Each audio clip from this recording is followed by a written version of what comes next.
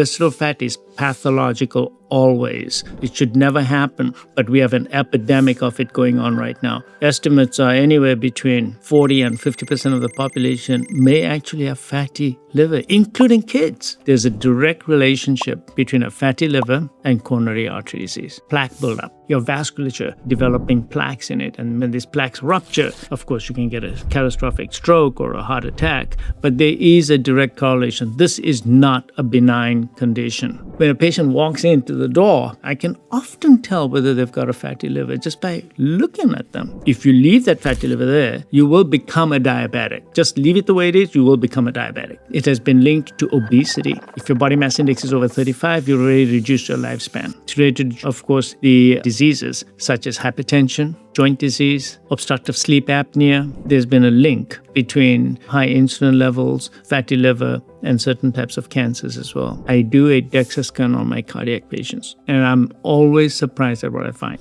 Some people are so thin, and yet they have such a fatty liver, and they have visceral fat. And you can, on a DEXA scan, measure the amount of fat that there is. So it's something that's actionable. You can see it, and you can be motivated to change it. Dr. J, what is visceral fat? And why is it so much more dangerous than the fat we can see? So, not all fat is the same. The fat that you can pinch on the outside on your body, that's subcutaneous fat. And that's the stored fat, the fat that is excessive energy. Basically, your body is storing that energy in the form of fat to be used on a rainy day. Of course, those rainy days must come about so we can start using them. Oftentimes, it's a one-way street. But the visceral fat is a different animal. We should not be putting on visceral fat. Visceral fat is a detrimental pathological procedure. So what happens now, the body starts taking those energies and puts them into the wrong places. It puts it in the liver, around the pancreas, in your omentum. Omentum is all around your intestines, in the fat. So it's all in the belly. But another area where you get ectopic fat, ectopic means fat where it shouldn't belong, is in your coronary arteries, in the walls. All that is ectopic fat. And visceral fat is, of course, one kind. So visceral fat is this abnormal fat.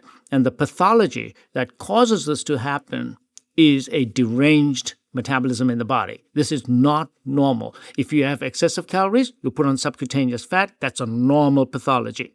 Visceral fat is pathological always. It should never happen, but we have an epidemic of it going on right now. And estimates are anywhere between 40 and 50% of the population may actually have fatty liver, including kids. We think that at least 10 to 15% of the kids also have fatty liver nowadays. And the problem is that people think it's okay to have fatty liver, but it is pathological. And from day one, I've seen it in my practice and read about it and studied it. And those who have a fatty liver are at increased risk of a number of problems. When it comes to accumulation of fat on the body, what is the difference when we're partitioning towards the subcutaneous, where we want it to go, versus visceral? It's pathology. So if you have inflammation in the body, coming from whatever source, you're going to get ectopic fat deposition. So inflammation. If you have a non-inflammatory physiology, you're just going to put on subcutaneous fat. And we see that all the time. And we know that obese patients, about 20% of them are metabolically healthy. So in them, there is no inflammation. So they take excess calories, they'll just put it into subcutaneous fat. And you do a biopsy of that fat, you will see the fat cells are increased. They are bigger than they should be, because the number of fat cells you actually have is determined at the time of birth. And then when you get obese, you just basically grow those cells. And you can have a few increased numbers of adipocytes over the life, but not that much. Basically, your own cells just grow. And that's what happens under normal physiology. Now, throw in inflammation. Now you have inflammation, and that's 80% of the people who are overweight. Now they have inflammation, they'll have a fatty liver. Not the metabolically healthy people who have a normal liver, they don't have a fatty liver. So it's inflammation. So what drives inflammation will drive visceral fat. And this visceral fat will come from a number of pathologies. So I'll name a few of them. The first thing that always comes to mind is hyperinsulinemia. So if you have high insulin levels, insulin will direct it into the liver. High glucose intake, eating too frequently, eating too much carbohydrates, modern Western diets, processed foods, refined products, the glucose available immediately, lots and lots of carbohydrates, simple carbohydrates stripped out of the fiber, huge increase in the insulin levels. Now, you do that often enough, your insulin level is high all the time, that pathology, high sugar, high insulin, is going to drive that fat into the liver. And this is called de novo lipogenesis. So the first thing we think about is, what is your sugar status? What's your insulin status? Very important. Are you a diabetic? But more importantly, are you a pre-diabetic? That's the question. Because many of these patients who have fatty liver have a problem with glucose. But they say, oh, I'm not a diabetic because my A1C is fine. But when you measure the insulin levels, it's sky high. So there's deeper knowledge that needs to be obtained there. The second situation, so I'll just give you a roundup first, is toxins. And of course, the biggest toxin you all know about is alcohol, right? So you consume a lot of alcohol, you're going to get a fatty liver. Because alcohol is metabolized predominantly in the liver. It's a abnormal molecule. The pathways have been worked out, but basically lead to a fatty liver. So does fructose, by the way. Because fructose and alcohol are cousins, except one intoxicates and the other one doesn't intoxicate. But what they do to the liver is the same. For example, I saw a patient just 3 weeks ago who had a fatty liver, and I was baffled as to why he had a fatty liver. But this man was literally just eating nothing else but sugary fruits 5 times a day. And he just loved it, but he had a fatty liver. So I said, well, that's why you got this fatty liver. So it's fructose. So fructose does the same thing. So that's toxins. Other toxins, any toxin can do it. So let's say that you have excessive heavy metals in your body, pesticides, herbicides, plastics, forever chemicals, even mold. Basically, I call these xenotropic drugs. So these xenobiotics, these xenobiotic drugs. So what are xenobiotics? Xenobiotics are things that should not be in the body. These are molecules, are man-made molecules or abnormal molecules. So who's going to process them in the body? You posted it in your body. What's the post office going to do with it? It'll send it to the liver. The liver has to deal with it. So any toxin is potentially going to cause a fatty liver because the liver is the main metabolizing organ. It detoxifies all these things. So if you have toxicities, you'll find a fatty liver.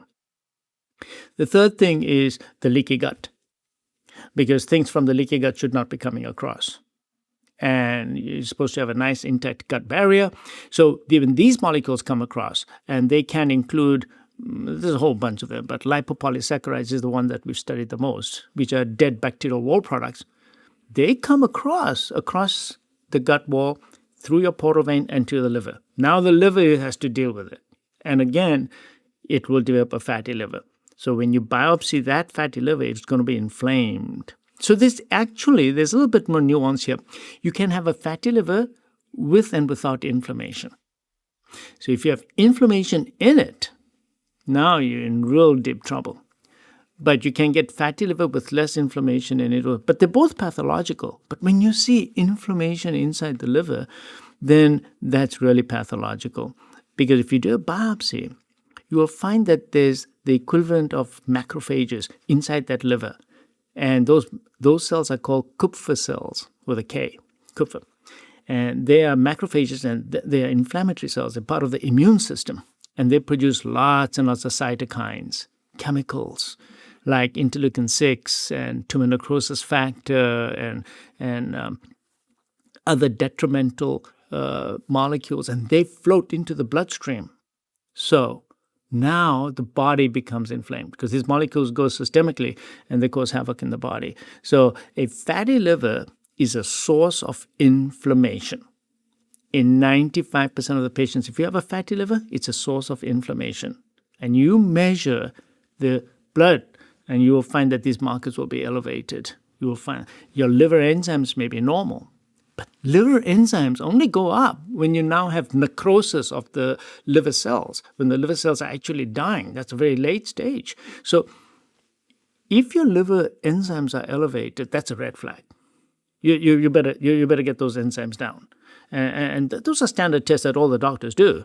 But the point is that many times you'll have a fatty liver and your enzymes are normal. That does not mean that you can sit back and just relax and take it easy. No, you still need to work up. You got to find out why you got this liver that's fatty, and these are the causes, because they are going to cause downstream problems, which I can tell you all the sorts of problems that they can get with fatty liver. Okay, I want to make sure I clarify this piece about fatty liver can be inflammatory or not. When it is inflammatory, what's the difference there? The pathology.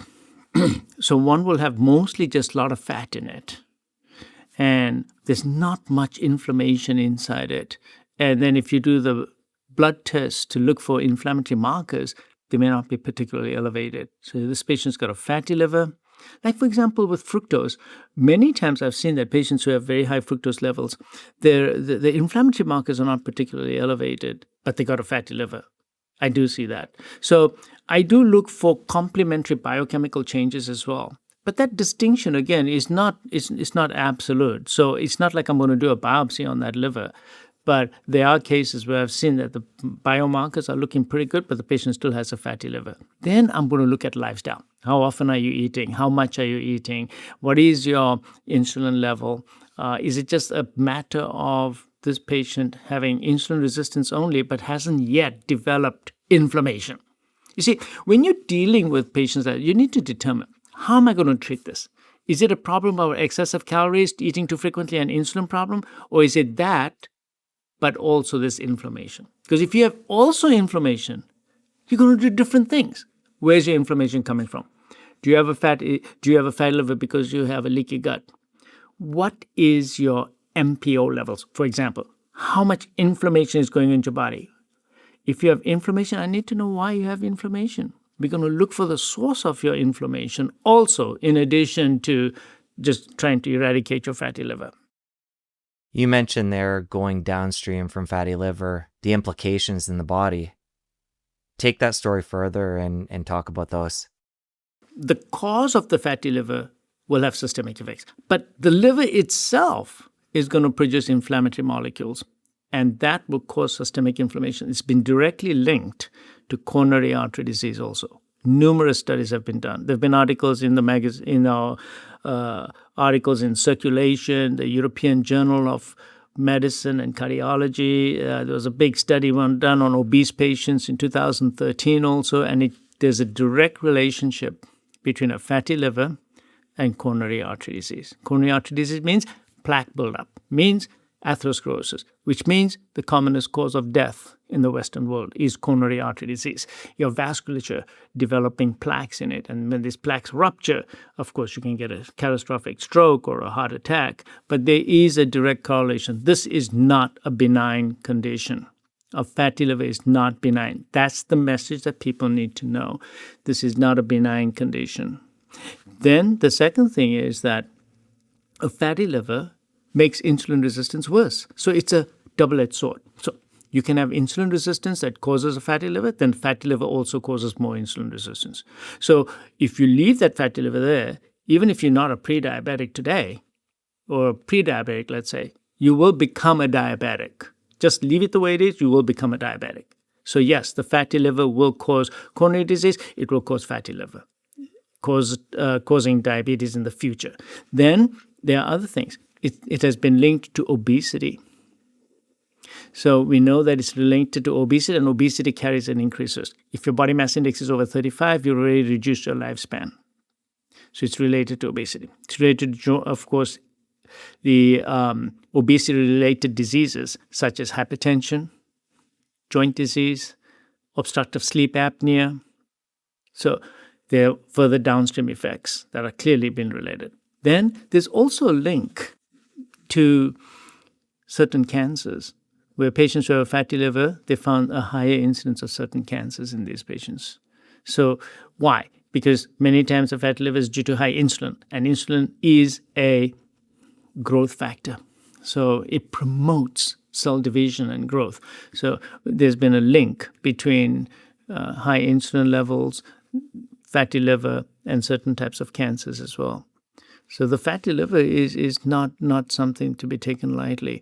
And remember also that the fatty liver also compromises your normal liver function. And the normal liver function, your liver does so many different jobs. So now if you've got a fatty liver from, let's say, eating too much sugar or alcohol or fructose, and you got a leaky gut, now you got this fatty liver. Now this liver cannot do its job normally. One of the jobs it's got to do is detoxification. So I found that these patients over time cannot detoxify properly. So they will develop other toxicities as well. Because our liver is supposed to be healthy, ability to detoxify, get rid of toxins from the body. That's its job. That's part of the job of the liver. And it cannot do those things. So now you compromise your overall physiology. You're more likely to get toxic as well over time. And for one of the examples that I've seen a lot is mold, for example. And I found that patients who have a fatty liver are more likely to have a higher level of mold toxins in their body, because normally the mold is supposed to get out of your body, the toxins, the mycotoxins, through your liver mechanisms. And when your liver is already compromised, then those mycotoxins don't get eliminated very easily, and then you have to help it along, and then you'll find that these levels will be high. When you have a nice, healthy liver, our ubiquitous exposure to mold, body takes care of it. It can handle it. But you have a compromised liver, you're going to have mycotoxins build up as well. And mycotoxins, 70% of homes have mold. A lot of people walking around with mold. And this has been an untapped area, but mold toxicity is a real problem. So that's just one example of, the job that the liver is supposed to do and not able to carry out because it's compromised. You have a compromised liver. And this is a huge problem. I see this all the time. I also find increased toxicities in these patients. So one thing leads to the other. So yes, you got a fatty liver, and then I measure your toxins in your body. Which came first, the chicken or the egg? So then I find that they have very high levels of certain heavy metals. I find also that they have high levels of plastics, or they have high levels of pesticides and volatile organic compounds in the body. Those are all supposed to be eliminated by the liver. So the liver is compromised. So I think if you look at liver function tests in a regular blood work, you're going to underestimate the pathology, because they'll come back looking pretty decent. Oh, my liver enzymes are okay. And then that's the other thing, that the upper limits for the SGOT and SGPT have been altered in the last 20 years, because I think everyone's levels have been a little bit high. So they said that, over 25 is not abnormal anymore. It should be over 40. So some labs will only report it as abnormal if your liver enzymes are over 40. But in my book, it's still around 30. If your liver enzymes, SGOT, SGPT, are over 30, then you need to pay attention, because there may be a problem. Further testing is needed. And it's a simple way to know whether you have a fatty liver. There's simple ways to find out. And so basically, when a patient walks into the door, I look at the physique, and I can often tell whether they've got a fatty liver just by looking at them, because I find that the abdomen is protuberant, and yet it's not full of fat, because I can't grasp the fat. It's tight, it's tense. That patient probably has it, and all the weight is carried right here in the belly. Everything's right here. And when we do the DEXA scan, for example, that's one test that I do. I do a DEXA scan on my cardiac patients, everybody. And I'm always surprised at what I find. So I find that some people are so thin, and yet they have such a fatty liver, and they have visceral fat. And you can, on a DEXA scan, measure the amount of fat that there is. You can get the volume, the mass, and the area. And I love this, because I can do it today, put you on a prevention program, come back again in a year or a year and a half, and I'll repeat the DEXA scan. And the DEXA scan will now show me that your volume has gone down, your mass has gone down, the area has gone down. So it's something that's actionable. You can see it, and you can be motivated to change it. So I usually used to do ultrasounds of the liver. It's subjective, because the radiologist looks at it and says, oh yeah, you got a fatty liver. The other way that I look at a fatty liver, which is an incidental thing, is that when I do my calcium scores, that's a CT scan, it cuts across the upper portion of the liver. So why not take a look at it? So I just put my cursor on it and look at the Hounsfield units, and I can tell whether that's a fatty liver or not. Because CT is very accurate for fatty liver, so is MRI. But those are expensive, dedicated tests. So I don't do those. I just look at the coronary calcium score, and if I can get that liver on it, I can tell you whether you've got a fatty liver at the same time. If you have it, now I want to quantitate it. To quantitate it, I'll get my DEXA scan. And the DEXA scan is a wonderful, wonderful way to find out how much visceral fat you got. So I'm always surprised. Some patients, the total body fat may be 30%. And then the visceral fat is way off the chart, more than 1 kilogram of visceral fat. Or surface area greater than 160 square centimeters. I'm like, oh my goodness, this is so much. And you look at the image and you can actually see it. And yet the total body fat may not be that high. But then I can turn around to that patient and say that, listen, your total body fat is not that high, but you have a lot of visceral fat. And that means something's driving it here. So let's look at the causes. What are you eating? How often are you eating? What's your insulin level? Got to know the insulin level. Got to know the insulin level. I've been talking about insulin for years, so I'm not going to go into too much detail, but you got to know your insulin because that's going to drive everything into you. What's your bowels like? Do you have intestinal leak? Do you have symptoms suggestive of SIBO? Do you have possible toxicity? What are you eating? What are you drinking? What are you doing? I'm going to look at your entire lifestyle, and I'm going to look for other symptoms that you might have that will drive me into the source of why you have this fatty liver. So if you do a DEXA scan on somebody, you find out they have a non-ideal amount of visceral fat, too much. What is the goal? When you're working with somebody through diet and lifestyle, what are you trying to get that to eventually when they're metabolically healthy again? You have to eliminate all that fat. So there's two parameters. You're going to look at blood reports. So I'll follow you with the blood reports. Okay. So we look at inflammatory markers on your blood report. So I usually do a couple of tests which look at all your inflammatory markers. Right? So these are called advanced lipid panels. So I'll follow those. But as far as the liver itself is concerned, my goal is you got to eliminate it.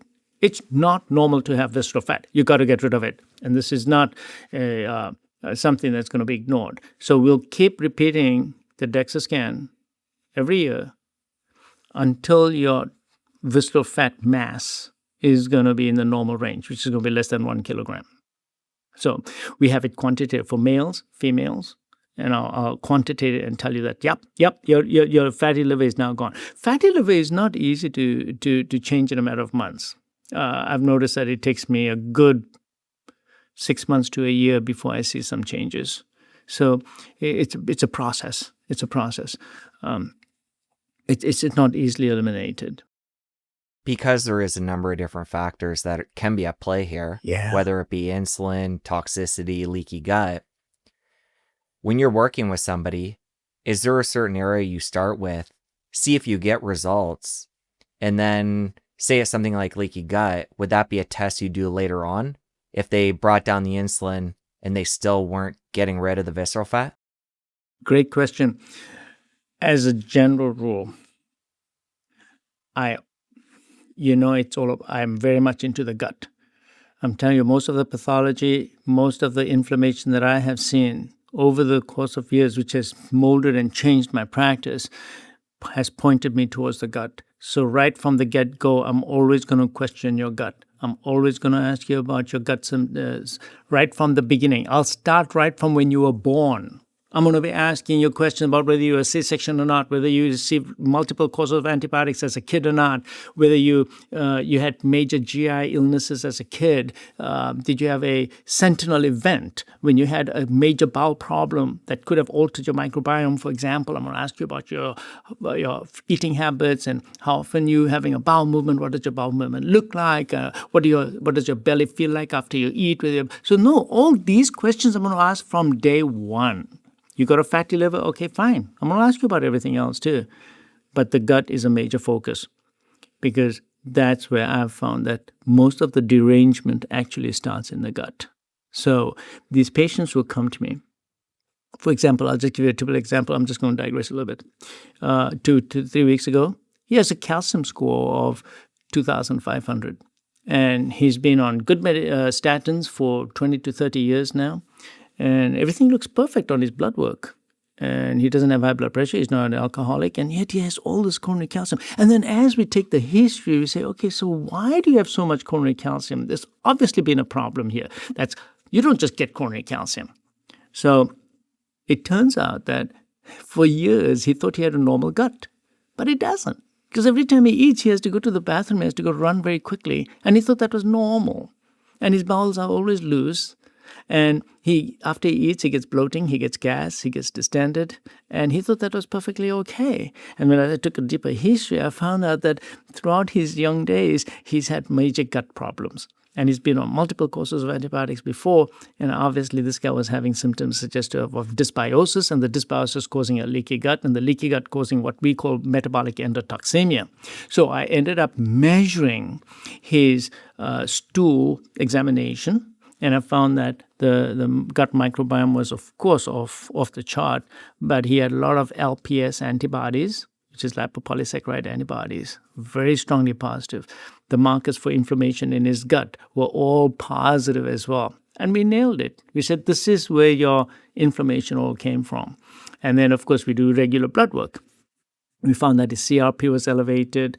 We found that his MPO levels were elevated, which is an enzyme that's in your white cells. So there was inflammation. He was having ongoing inflammation. Then we looked at his LDL particles, and his LDL particles were small and dense particles, and he also had a lot of oxidized LDL particles. His ferritin level was also elevated. So you see, I'm building a picture here that he's got inflammation in his body. And the inflammation was coming from his gut because all the other parameters were okay. So I changed his eating habits, made him go on my diet plan, and now we'll see. I mean, I just saw him, so we'll because what we want to do is to stop this process. If we don't stop this process, his calcium score will continue to rise, and one day when you get inflammation, you're going to get a plaque rupture in one of those vulnerable plaques, and then you get a blood clot in it, and you get a myocardial infarction. So you see, it's inflammation. The problem in atherosclerotic disease is this is an inflammatory condition, and the source of inflammation must be found. And when you go deeper as to what is the cause of this inflammation, it comes down to reactive oxygen species. Then you say, what is reactive oxygen species? Well, it's a problem with electron transfer. So wait a second, you're talking about electron transfer. Yes, this is all about your redox. So there's this thing called redox medicine now. And this redox medicine is crucially important because ultimately that's the mechanism by which the disease is actually happening at the microscopic level. It's all to do with the electrons. So to explain that a little bit more, your reactive oxygen species that is being produced from this invasion from the gut, for example, or by all those chemicals, reactions going on in your liver, what do they do? So what if you have reactive oxygen species? Well, these reactive oxygen species, they destroy your glycocalyx. Now, what is a glycocalyx? Well, the glycocalyx is those little hair-like structures that are lining your arteries, especially your coronary arteries, but they're actually all over your body, including your brain. They have a negative charge on them. Now, these redox molecules, they come along and they destroy that glycocalyx. And how does it do it? Through charge. Because it's electron transfer. This is negative. These things also are radicals. So they're going to grab electrons out of the glycocalyx. The glycocalyx gets destroyed. Now you have a bare area in the lining of your artery, and it exposes the endothelium. Now this endothelial cells, which are the lining of your cells, get activated. They get activated because the protective layer was taken away. When they get activated, they start expressing vascular cell adhesion molecules, intercellular adhesion molecules, and other receptors on the walls, which then grab macrophages as they're going by And normally those cells wouldn't be exposed to them because the glycocalyx would be protecting them. They bind to them, the macrophages get inside, and once they get inside and pass the first layer, they get inside there, and then oxidized LDL comes along, and they grab it and they become foam cells inside the plaque. So the process started because of a change in your charge, negative charge, positive. So our inability to optimize our redox. So we say, well, if you're making too many reactive oxygen species, we have mechanisms to counteract them. But those mechanisms are compromised today because of our lifestyle. So today, the model that I'm seeing in my patients that are atherosclerotic disease is a disease of a problem with electrons at the level of the glycocalyx and glycocalyx damage caused by a change in the redox potential of your body because of too much reactive oxygen species and an inability to produce enough reducing agents in your body. My own body should be producing reducing agents to counteract that, and those are also being compromised. So you're absolutely right. There's things that increase reactive oxygen species. There's things that are diminishing my ability to make reducing substances. So there are multiple causes for all this. There's no one single cause. They all come together, and then you end up with the atherosclerotic process. So in that same patient, yes, he's got a leaky gut. Yes. So what happened to his own defenses of producing reducing agents? Antioxidants, your endogenous antioxidants. I call them reducing agents, you can call them antioxidants. What happened to them? They also compromised. They compromise for a number of reasons. They get compromised. It's the way we live, the way we sleep, our environment. So our own antioxidant levels go down. We're getting oxidant damage. You're getting oxidant damage, and we don't have enough endogenous antioxidants. And hence, now this is causing these problems that we are seeing with all these diseases. So ultimately, where do they all work? They all come down to the mitochondria of your cells. So your mitochondria, when they become dysfunctional, they produce reactive oxygen species. See? So all these reactive oxygen species we talk about, say, oh yeah, you got a fatty liver, it's inflammatory. It's fine to say it's inflammatory. What do you mean by inflammatory? Inflammatory means that you are producing reactive oxygen species. That's what you're doing. And you're producing them where? Where do you produce them? There are many places you produce them. Main place is your mitochondria. Why are your mitochondria making reactive oxygen species? They shouldn't be making reactive oxygen species. They're making reactive oxygen species for a number of reasons. Number one, too much substrate overload. So you basically have all the glucose that you're throwing into the mitochondria and too much substrate, and there's a bottleneck. And when you get that bottleneck, the mitochondria can't work very well. So they become dysfunctional and then produce reactive oxygen species. So, right there. Number two, toxicity. Where does the toxicities all occur? At the level of the mitochondria. Nutritional deficiencies. Why would a nutritional deficiency cause reactive oxygen species? Because the nutritional deficiencies work right there at the level of the mitochondria. So mitochondria are not working very well because they don't see enough vitamin Bs, for example, or not enough omega-3, or the proteins have been damaged by oxidative stress. Then your mitochondria don't work very well. So they produce more reactive oxygen species. So there are so many things that cause the mitochondria to become dysfunctional. So ultimately, it is your mitochondria that are producing all these reactive oxygen species, and the repair processes are compromised. And they're compromised. So we all look at the lifestyle and say, well, why are they compromised? And we see that we have all these deficiencies in the body. That, for example, your liver's mitochondria work best at noontime. So given the same substrate, they'll produce less reactive oxygen species than the same substrate, the same meal at 9 o'clock at night. So this is the circadian. So how does the circadian pattern work? This is how circadian rhythm works. Because your car works on 6 cylinders at noontime, but if you take it for a ride at 4 o'clock in the evening onward, it drops down to 3 cylinders. That's how the body is. So your mitochondrial function is not the same throughout the day. So we have created a situation through our lifestyle, what we're eating, but also when we're eating, that is compromising our mitochondria. Because they cannot handle that substrate load at 10 o'clock at night, and they'll produce more reactive oxygen species at 10 o'clock at night, but not at noontime. So, lifestyle, what we're eating, when we're eating, do we have enough nutritional value to the food that we eat? All this is affecting our mitochondria. Ultimately, it comes down to the mitochondria. A lot of the diseases we talk about come down to the mitochondrial function. And the manifestation of that is going to be your fatty liver, your coronary artery disease, your hypertension, your joint disease, your premature aging.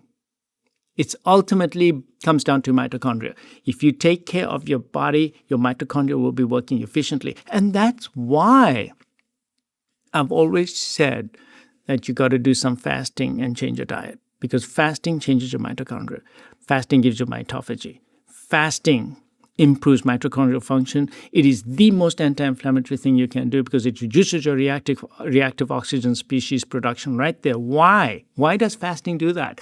Because it improves mitochondrial function. That is why patients who fast, they say that, oh my gosh, I had so much energy, I feel so good. So part of the reason is, of course, they're running on ketones, but main reason is because your mitochondria are working better. So when your mitochondria work better, they produce less reactive oxygen species as they go through the electron transport chain, and you make more ATP. A badly functioning mitochondria will make lots of reactive oxygen species, and they'll make very little ATP. How would you feel? Drained. No energy. I feel lousy because your mitochondria are making very little ATP, in spite of the fact that you've got all this energy in the world. You've got all this stored energy. I've got 6 months worth of stored energy in my body, but I feel tired. I feel fatigued because your mitochondria are not working very well. So it's what we've done to our physiology, not this old idea of calories in, calories out, health is all related to calories coming in, food coming in. No. It's with what we've done to our physiology. What have we done to our mitochondria? What have we done to them? Therein lies the problem, that we've deranged our energy systems. So the new concept is coronary artery disease is a breakdown of the energetic system of the body, whereby we're producing more reactive oxygen species, less ATP, more and more inflammation, and less reducing capacity that we have because of our lifestyle. So it's a whole new concept when you think about it that way. And when you go back and look at the pathways of what reactive oxygen species do, it comes back also to this whole issue about nitric oxide that people talk about all the time. It's all linked. This is all linked to nitric oxide. And we can dive into nitric oxide if you'd like, but I did digress there a little bit because I was talking about the coronary aspect of all this inflammation, because ultimately my interest is to reduce the atherosclerotic plaque and the burden and inflammation within your arteries, because this is what causes death. This is what's causing premature death in the United States, but it's also linked to premature aging. Okay, we're going to get to nitric oxide. This was incredible what you got into there. To continue on that rant, let's talk more about the mitochondria and fasting. You mentioned to improve their function, we want to fast. How do we get that dose right? Great question. The biggest problem is that we tell people to start fasting and then they come back to me and say, "Doctor, you made me miserable." No, you got to understand that you got to look at where you're coming from. You've been eating 3 times a day. Okay, fine. The way you got to do it is you got to stop one meal a day. So you're going to eat 2 meals a day. And I've been telling everybody that for a long time, that you got to do this gradually because your body's metabolism has to change gradually from a glucocentric to start producing more ketones as well with time and have an alternative source of energy that you're going to make. So you got to do it carefully. And when you do this, you will start changing your metabolism. Now, the goal is that when you have metabolic flexibility, that means using glucose at times, using ketones at times, that's when your mitochondria are going to get better. You get mitochondrial improvement when the energy management in your body is optimal. You see, it all comes down to energy again. It's how the body is handling energy. Nothing to do with calories. It's how your mitochondria are behaving. Your mitochondria are going to behave better when they have adapted to a new system where they can use glucose, they can use fats. So how do we do that? Well, you got to reach a point in your day when you are making some ketones. You're not going to make ketones so long as your insulin level is high. So who's wanting to do the fast? You got to know your insulin level. You got to know whether you're a diabetic. If your insulin level is running very high, you will never be able to get into some degree of ketogenesis because the insulin blocks the fat pads and stops them from breaking down and giving you an energy source. So we know that. So the only way to bring that insulin level down is to do the fasting. So the first thing you do is you cut out one meal, and then you have your other 2 meals. Those 2 meals should be within 6 hours of each other. If you cannot wait that long, make it 8 hours. I don't mind. But you got to do that for at least 2-3 weeks.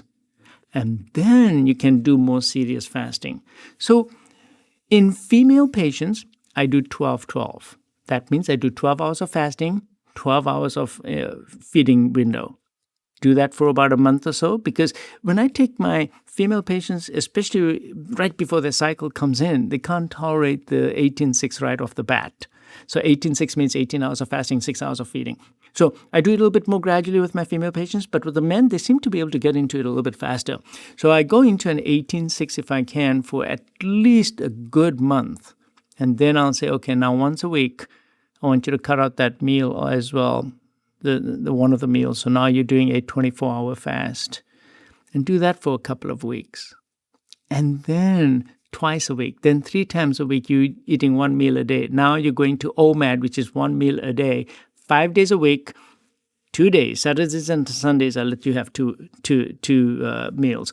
So that's the pattern that I get into. And when I do that gradually, now I notice that when they do their ketone sticks on the urine, or they can do a mojo test, they're making ketones very quickly now. So my point is that you need to get into some degree of ketone production. Now you're telling your mitochondria, hey, you can run on gasoline, you can also run on diesel. You can run on anything. Those are going to be the best mitochondria.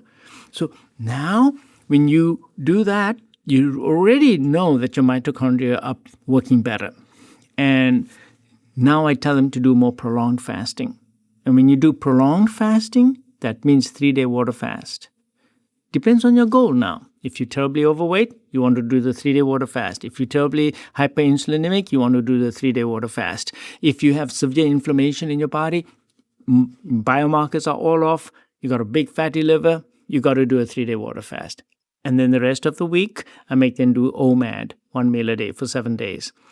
Check your urine sticks, take electrolytes on the days that you are fasting, make sure you have some MCT oil at home. I give them these little tricks to do, and we get gradually this. Now, mitophagy kicks in. Mitophagy means that your old mitochondria die because you're getting into autophagy. Autophagy means that your cellular contents are all recycling. And when does that happen? Autophagy starts in all of us at about 18 hours, 19 hours, but in small amounts. But if you want major autophagy, most people have to fast for about 30 to 36 hours. So if you want autophagy, where you're doing recycling of your bodily parts, rejuvenating in other words, and your old mitochondria die and you make new, fresh mitochondria. Why? Why do you want to make fresh mitochondria? Because they produce less reactive oxygen species. So now, when you have mitophagy, you have a full set of new mitochondria in your body. They're going to produce less reactive oxygen species. When you have less reactive oxygen species, you're going to feel better. That's why they say, my joint pains got better.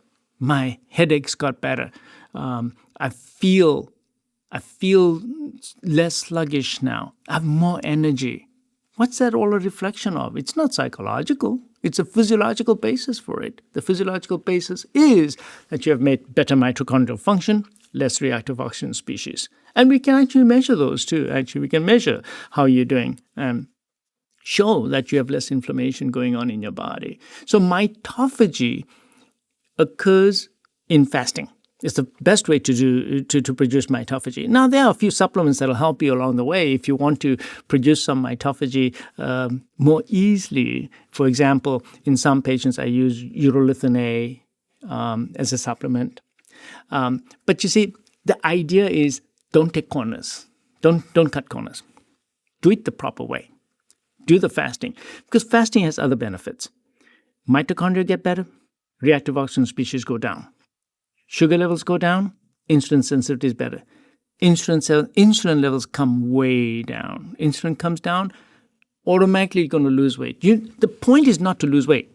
When the insulin level comes down, automatically you're going to get a side effect of low insulin, and that side effect is weight loss because you don't have insulin to store away. So the weight loss is really a side effect. And all patients who do fasting will lose some weight. And I like that. We do it according to your goals. What are your goals? I want to lose 100 pounds. Well, then let's talk about how we're going to do it. So it reduces all these markers. Fasting also detoxifies you. Fasting changes your gut microbiome. Fasting allows your leaky gut lining to get better. Fasting, you're going to get less toxins coming into your body. Your fatty liver is going to get rid of that fat because when you do fasting, which fat gets out of your body first? It's the visceral fat. It's the toxic fat that goes out. So another place where you get a lot of fat is your tongue. So, did you know that your tongue is mostly fat? That's why it can wiggle in all sorts of directions. So the first 20 pounds that you lose, your sleep apnea gets better. How come? Because your tongue just shrunk, and the patients will come and tell me, hey, my husband's not snoring anymore.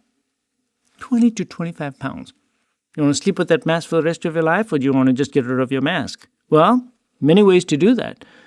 But fasting is a very effective way to eradicate obstructive sleep apnea, which causes all sorts of problems. So there you go. So fasting has so many advantages. And I specifically made that one video on how to harness the mental energy to do the fasting, to stick to your plans, to not give in to social pressure, friends around you, environmental triggers, walking into your house and your pantry door is there and now it triggers you to go in there and pick up something. How do you overcome these? And I teach people how to do the silence, and that gives you more energy, mental energy, to be able to overcome your bad habits and understand who you really are and who's in control, put you back in charge. But many patients who fast, they also find that they're clearer, they're mentally clear as well because they get brain-derived neurotropic factor. So actually, the more fasting they do, the more it empowers them to do more because they have more willpower. They have better willpower because they're actually reshaping their brain.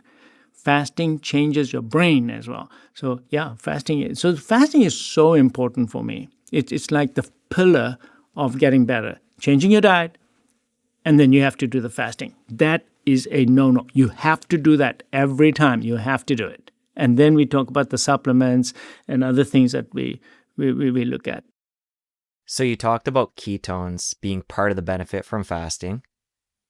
Compare and contrast benefits you'd get from doing these fasts versus just being on a ketogenic diet and producing ketones that way. Obviously, we could do both, but somebody who is new to this and we want to start them out slow, will they get a lot of the benefits just from being keto and eating that way? Yeah. So when you're on a ketogenic diet, first of all, let's define a ketogenic diet. It's a very difficult diet to do because you got to have more than 70% of your calories coming from fat. So it's usually a modified ketogenic diet. But even then, yes, when you do a ketogenic diet and then you do some fasting, you'll make even more ketones. So yes, it is of value. So ketogenic diet is definitely of value. So let me explain what I do with some of my patients. They come in and they're very inflamed. And they have all these gut issues and a big fatty liver, and they have all this coronary artery disease, and they get bloating and gas and distension, and they don't know what they're allergic to. They're just miserable eating also. Then I do the most efficacious elimination diet. The most efficacious elimination diet is just not to eat. But then I do number 2, which is, okay, you can eat fish, chicken, turkey, eggs, and some cruciferous vegetables. And I do this literally every day on some of my patients.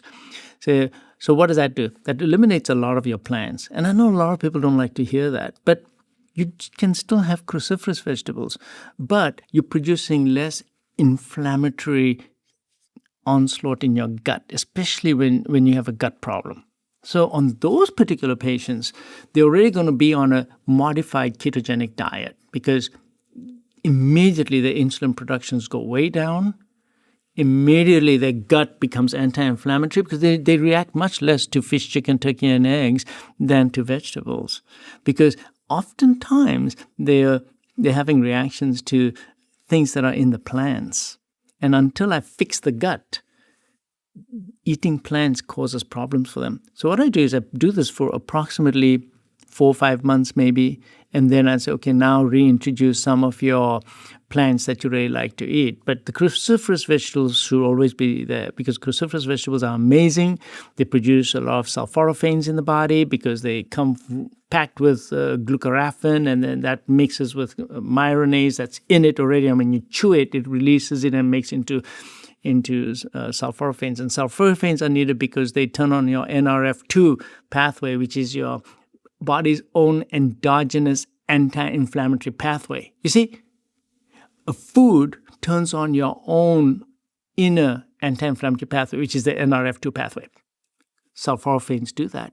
So take your cruciferous vegetables and then reintroduce the other foods as you want to later on in life.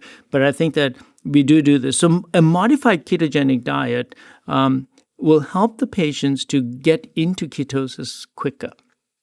So when they start their diet, they're doing the 18-6, and then they want to do the OMAD for 3 or 4 days. Change what you're eating. You have to cut out sugars. You got to cut carbs. You got to cut out all the...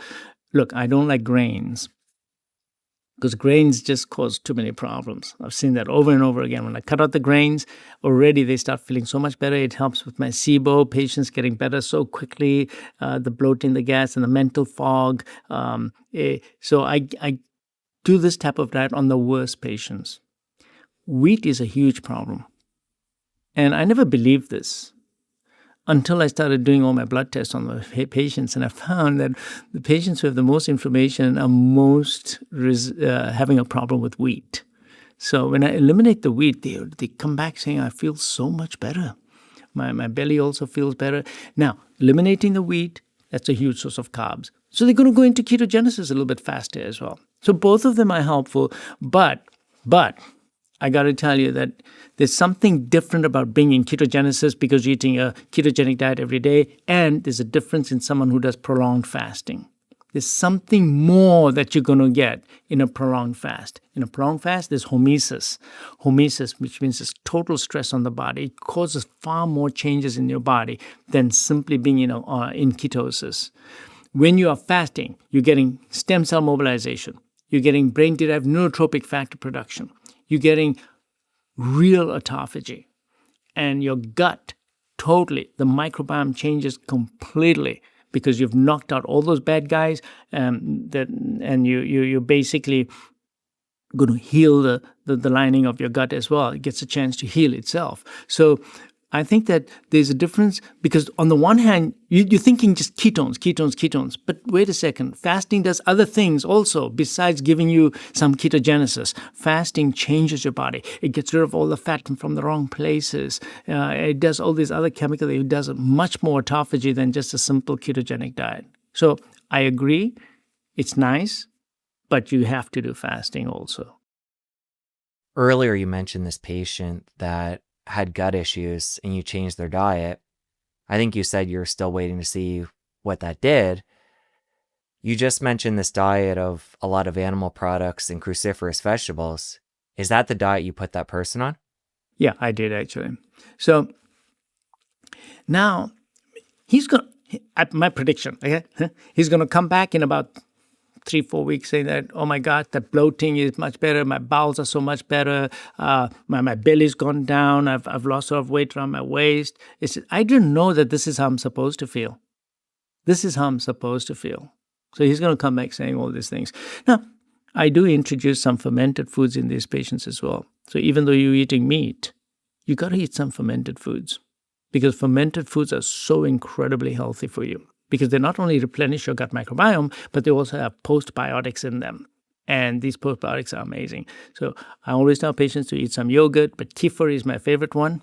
Sauerkraut and kimchi, of course, are fantastic, but I love kefir. So I put these patients always on kefir. So even though he's going to be mostly on meat for a couple of months until he comes back to see me, he will take kefir every day. Every day. Everybody listening should be on kefir. Take a bowl of kefir, add 5 blueberries, 5 raspberries, 5 any berries that you can find, basically. I love the berries because they're going to give you the phytonutrients. And you only do 5. I told once a patient that you got to put some blueberries in there, and he put in a whole bowl in there. I said, listen, you only need 5 or 6 blueberries, 5 or 6 blackberries, 5 or 6 raspberries. That's it. Put it all in there. Then I put a sprinkle of fish oil. So I have liquid fish oil. So I put a tablespoon over it.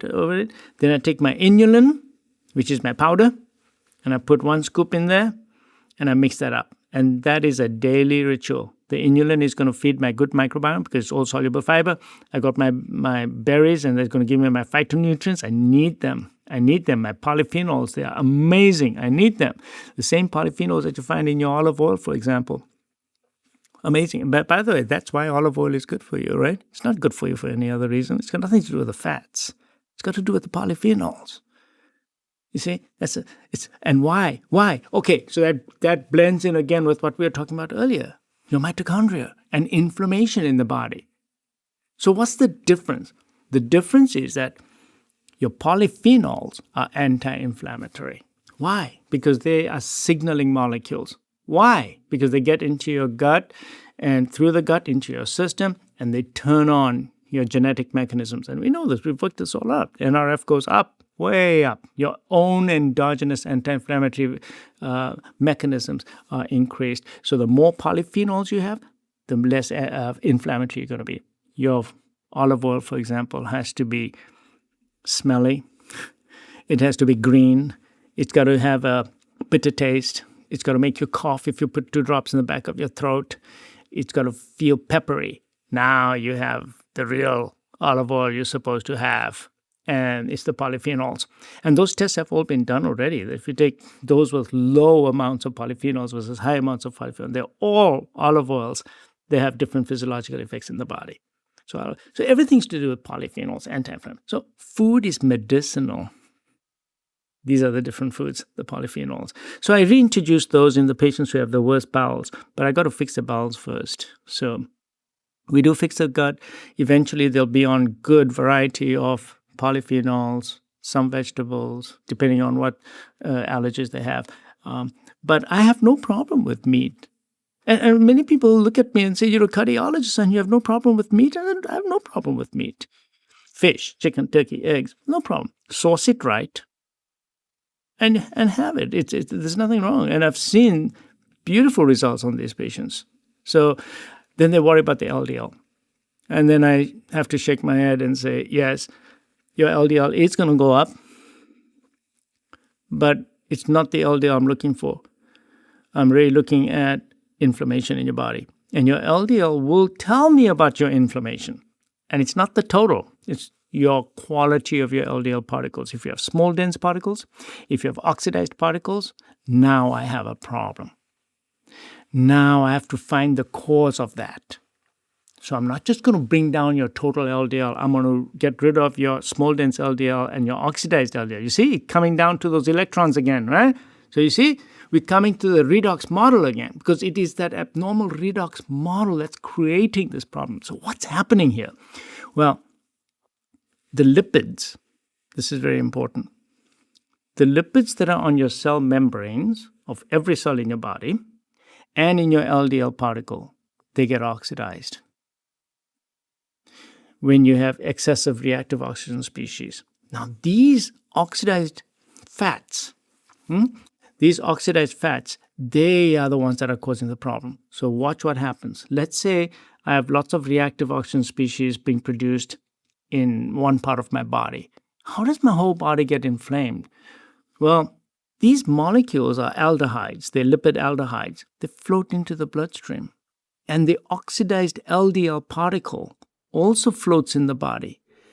These molecules are now oxidized. And wherever they go, that redox potential of theirs is going to cause problem. It's going to cause oxidative stress. And that may be in your brain, in your eye, in your coronary arteries, in your joints, everywhere. So you see that it is the lipids that become oxidized. And that oxidation is what's causing the problem. So I'll look at your LDL. Yes, I will. But if it's oxidized, you have a problem with oxidative stress. If they're small and dense LDL particles, you have a problem in your liver because your liver is throwing out small dense particles. And these small dense particles are going to get oxidized as well. So again, it's coming down to look at what's causing this is too much reactive oxygen species. Where are you making all these reactive oxygen species? Why are you making so many reactive oxygen species? And then we back engineer to find out where it's all coming from. Is it from toxins? Is it coming from your leaky gut? Is it coming because you have nutritional deficiencies?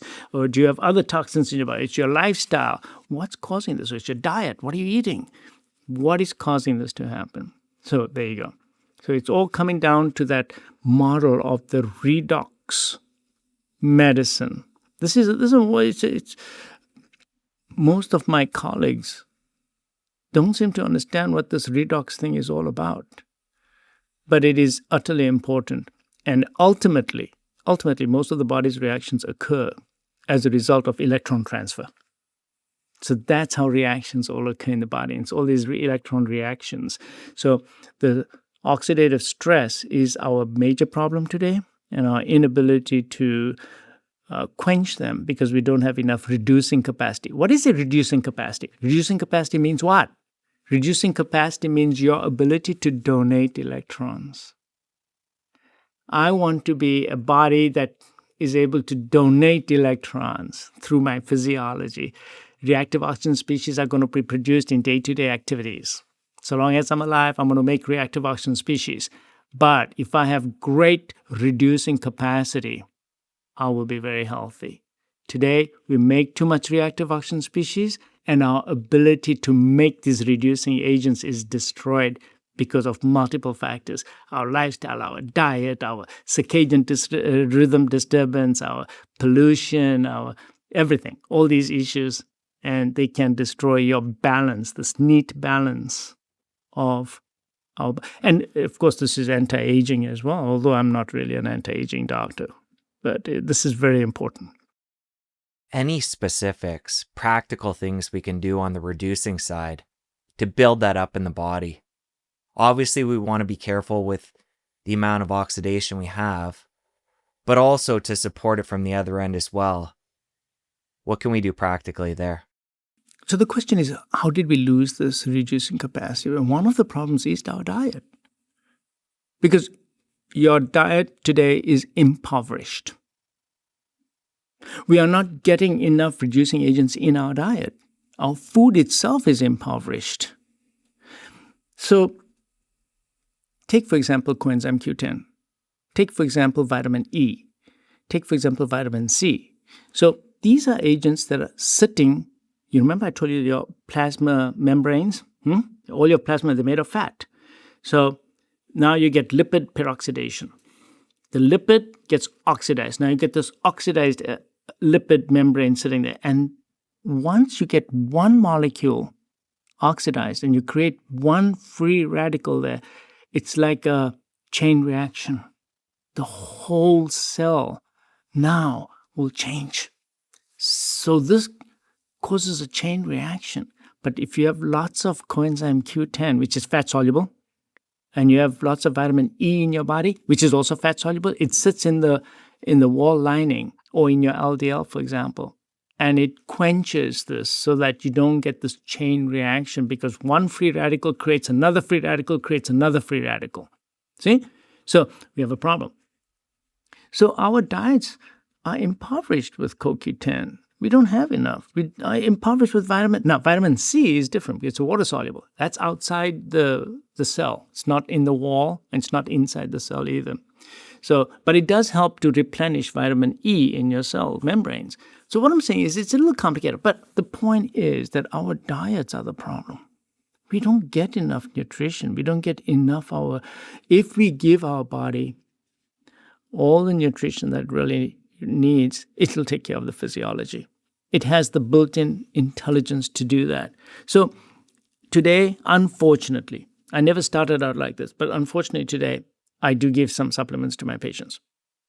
For example, if I see that they have small dense LDL particles, yes, almost all of them are going to be on N-acetylcysteine for your liver. Alpha lipoic acid, yes. Small amount of vitamin E. Vitamin C, a small amount. Coenzyme Q10. Some of the worst patients that have a lot of lipid peroxidation, I'll put them on L-carnosine, because that is a scavenger of these aldehydes, the lipid peroxidation products. They're really bad products. So I give them that. Methylated folate, right? Methylated folate. Because what does that do? That also scavenges those bad lipid peroxidase molecules. Resveratrol. So I do resveratrol 1 month on, 1 month off. So we know that resveratrol is very good for you in that regard. And then I work with the lifestyle as well. So the diet is one thing. And we don't have enough nutrition substances, the polyphenols, for example. So there are some polyphenols that you can supplement with as well. But I tell them to take those using things like olive oil, fresh green vegetables. And our food is stripped of all of these today. So it causes a huge problem. And then our lifestyle itself as well. If we're on the go all the time, we're having excessive sympathetic overload all the time, and we never get the parasympathetic. Huge problem. Causes reactive oxygen species. You're supposed to be in sympathetic, get reactive oxygen species, and then you're supposed to quench them away with your cholinergic system. The cholinergic system is your parasympathetic. We don't do it. We're constantly in the sympathetic mode all the time, which comes down to that question you asked in the beginning that, what about the vagus nerve? Where does this all kick in? Well, that's the problem. We have a Western lifestyle today that is vagolytic. We just don't have enough vagus nerve function because we're constantly in sympathetic, and we know that. Also, we've knocked off our vagus nerve. So take the leaky gut, for example.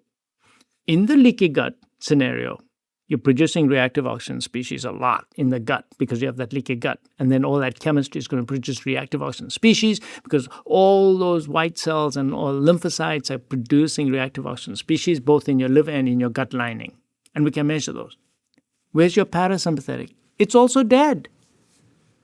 Because the enteric nervous system, which is your gut nervous system, comes from the vagus nerve. So 80% of the signals from your vagus nerve go from your periphery, which is mostly your gut, to the brainstem. And then 20% go outward. Well, the signals are just not coming in. And therefore, the afferent signals, which are the signals going out, which are the cholinergic endings, because they have the acetylcholine at the end, right? So there's receptors on your white cells, on your lymphocytes, on your endothelial cells. And these acetylcholine receptors are supposed to be fed, right, by the acetylcholine. And they are anti-inflammatory. So they drive everything down again. You restore, you come back to normal. It's a homeostasis, the yin and the yang. So this is called the cholinergic system, right? The anti-inflammatory system. And today, I can tell you, there's an epidemic of vagus nerve dysfunction, and it starts for multiple reasons. It's lifestyle. Let's talk about lights. That's a different issue. But there's lifestyle, there's lights, there's circadian disorders, and there again, your gut.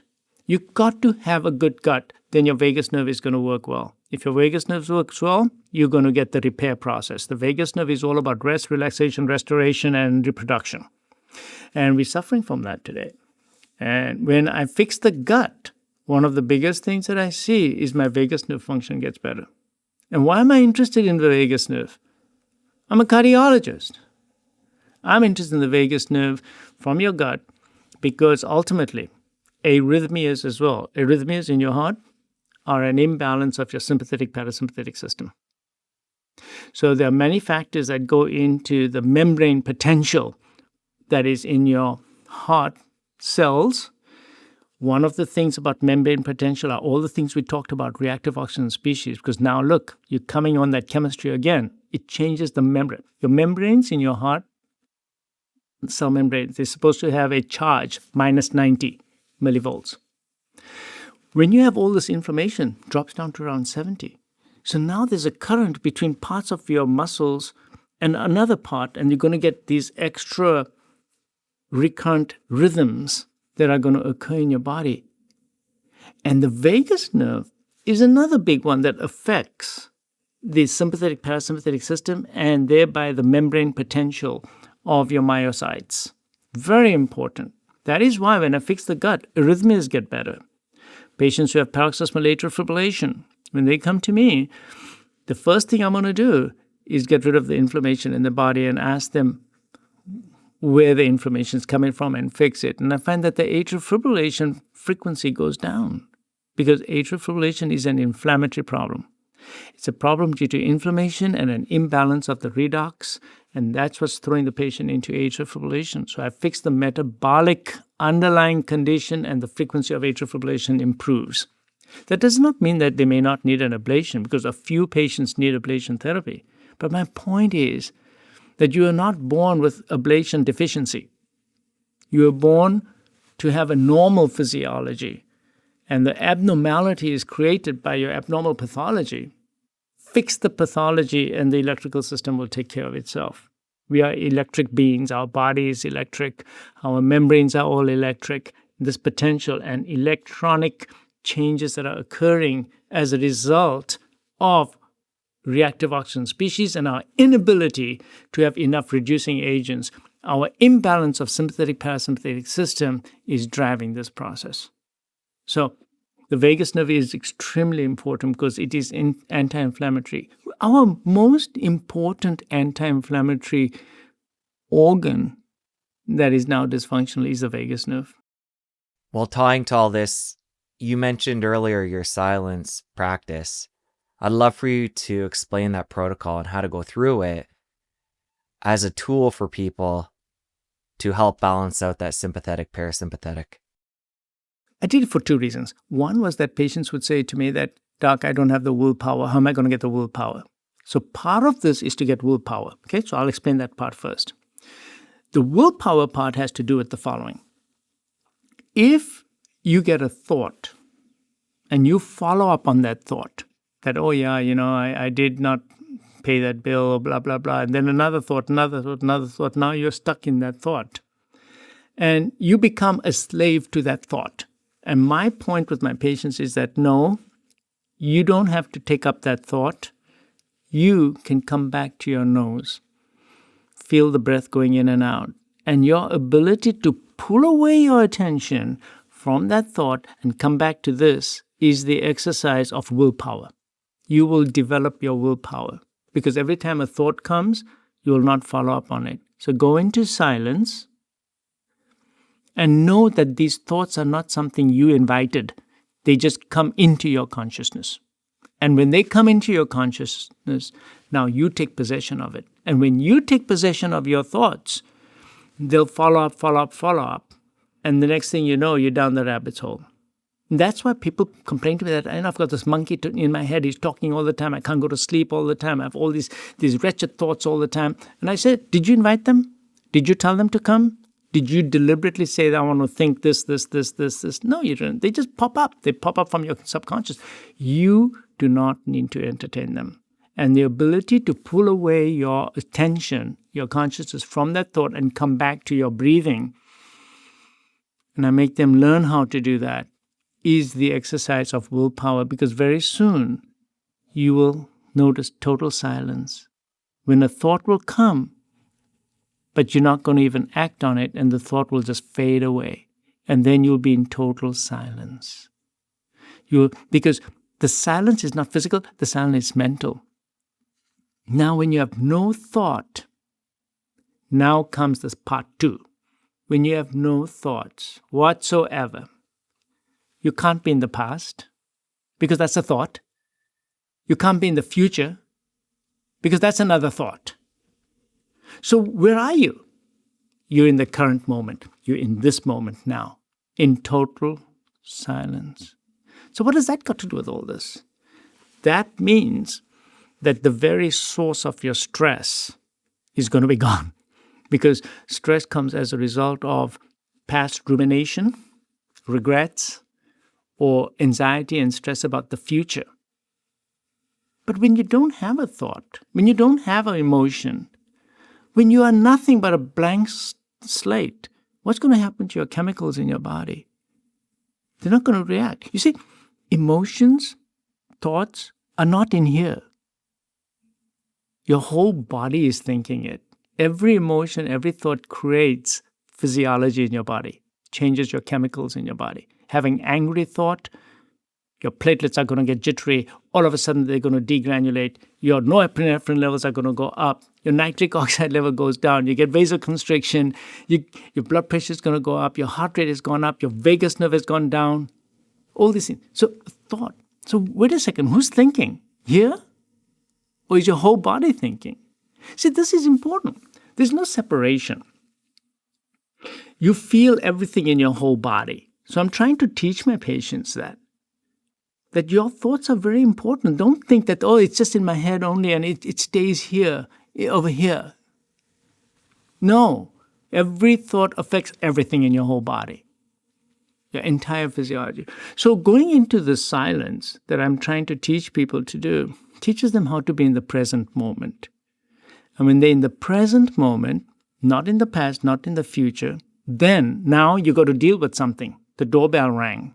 Now you just deal with that, and you are there. I use this phrase, you are there with your full bandwidth. You're not thinking of the past. You're not thinking about the future. Whatever activity that you're dealing with, you do it with your full attention. And how were you able to do that? Because you did the silence. Because you did that exercise. You learned how to get into the silent mode. Not in the past, not in the future. You were able to turn off that monkey in your head, stop thinking about the past and the reminiscence of, because all those things generate bad chemistry in your body. Ultimately, what does that do? Changes your redox potential. Ultimately, changes your sympathetic parasympathetic system. Ultimately, when you're in this mode, it's anti-inflammatory, because that's all I'm interested in. I'm interested in inflammation, because inflammation is the driver of disease and premature aging.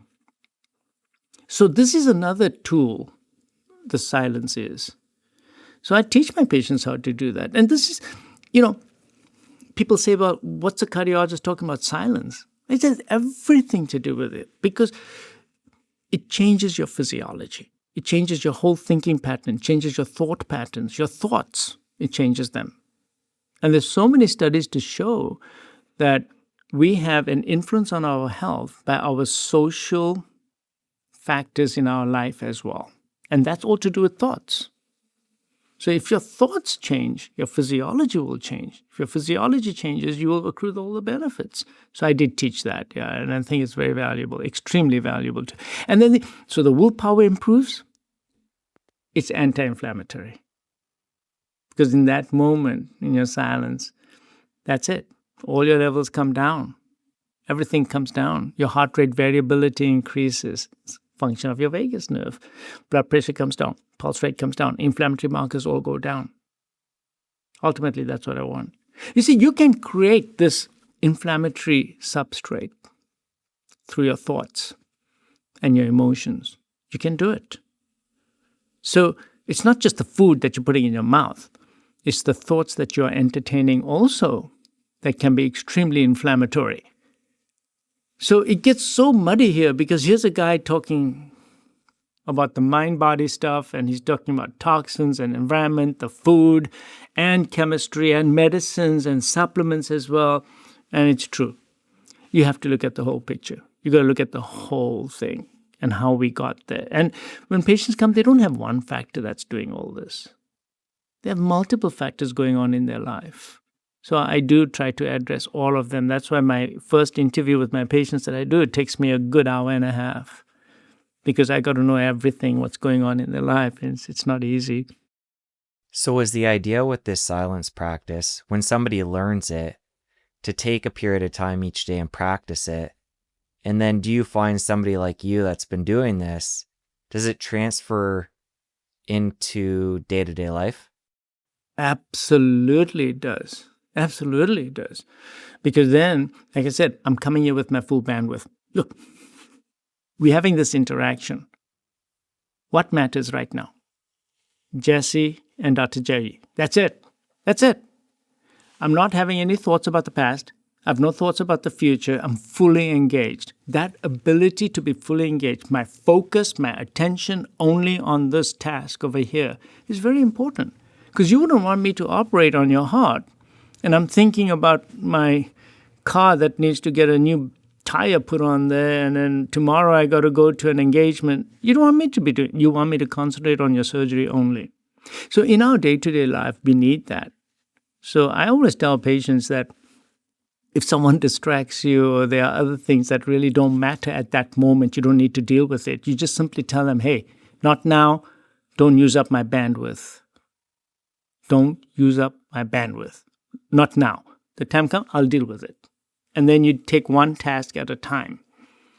And doing that, it makes the patients, and I've seen it, it makes them stronger, they have more willpower, they get more focused, they're going to do it. Whether it's the fasting, whether it's the supplements, whether it's the exercise program that I put them on, whatever it is, or dealing with their dysfunctional relationships, their sleep patterns, their habits, losing their habits, still going through their phones at 10 o'clock at night. They can get rid of all that. Harness the willpower. And you can do it this way. Harnessing willpower through silence. Because silence will give you that. When you come out of it, you also come out with clarity. So when you're in silence, then you get clarity as well. When you're in silence and you come out of the silence, your ideas are different. Because the background upon which those ideas and thoughts are now coming come from a blank slate. They're not adulterated from thoughts that you were just having right now. They're fresh, and you'll notice it. You'll see you can do that. So this is very important. So I brought it up as a thing, and I was really apprehensive about putting it on the video. But I found that already I've had thousands of people saying that they've had so much benefit from doing it. We got to teach kids this too. Absolutely. And I think it starts with the kids. It really does these days. It starts with the kids. We got to teach them. That's why I give them silent moments to be on their own and do creative activities on their own instead of constantly stimulating them in company and conversation all the time.